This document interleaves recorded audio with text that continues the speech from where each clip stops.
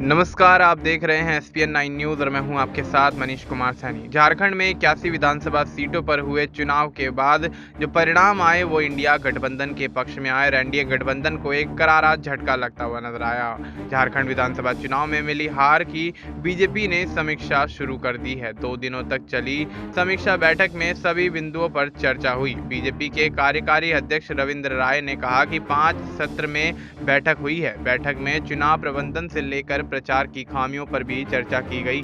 उन्होंने कहा कि बीजेपी के काम करने का तरीका थोड़ा अलग है। संगठन को मजबूत करने पर बीजेपी का फोकस रहता है। चुनाव में हार जीत लगी रहती है। चुनाव के परिणाम को देखने से साफ होता है कि बीजेपी की विश्वसनीयता जनता में बढ़ी है। उन्होंने बताया कि पिछले चुनाव के मुकाबले 9 लाख अधिक वोट मिले हैं, लेकिन परिणाम हमारे हक में नहीं रहा। रविंद्र राय ने कहा कि चुनाव में ध्रुवीकरण हुआ, मुद्दों को जनता के बीच पहुंचाने में थोड़ी कमी रही। उन्होंने कहा कि झारखंड मुक्ति मोर्चा सरकार के खिलाफ बीजेपी विपक्ष की भूमिका में होगी। प्रदेश प्रभारी लक्ष्मीकांत वाजपेयी ने कहा कि चुनाव में अंकगणित मायने रखता है। चुनाव का नतीजा झारखंड मुक्ति मोर्चा के पक्ष में रहा है।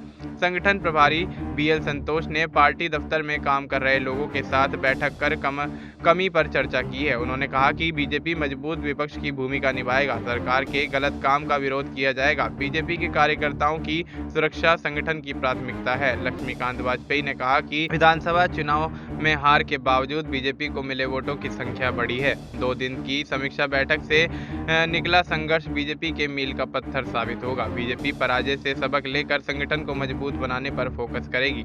हार की समीक्षा के लिए बुलाई गई बैठक में कई दिग्गज नेता शामिल रहे। सभी नेताओं ने अपने विचार प्रकट किए। अब देखना यही होगा कि झारखंड में हेमंत सोरेन की सरकार तो बन गई है, लेकिन विपक्ष की भूमिका क्या भारतीय जनता पार्टी बखूबी निभा पाएगी और ऐसे में विपक्ष का नेता किसे चुना जाएगा, क्योंकि लगातार सवालिया निशान यहाँ पर यही खड़े हो रहे हैं कि आखिरकार भारतीय जनता पार्टी हार तो गई, लेकिन विपक्ष में उनका नेता कौन होगा। और विपक्ष के नेता के तौर पर बाबूलाल मरांडी और कहीं न कहीं चंपई सोरेन के नाम पर असमंजस की स्थिति देखी जा रही है। लेकिन देखना यही होगा कि भारतीय जनता पार्टी इस मामले को लेकर क्या कुछ फैसला लेती हुई नजर आती है। फिलहाल आपको इस मुद्दे पर क्या कुछ लगता है, आप अपनी राय हमें कमेंट करके बता सकते हैं। बाकी देश और दुनिया से जुड़ी तमाम जानकारी के लिए आप देखते रहिए एसपीएन 9 न्यूज़।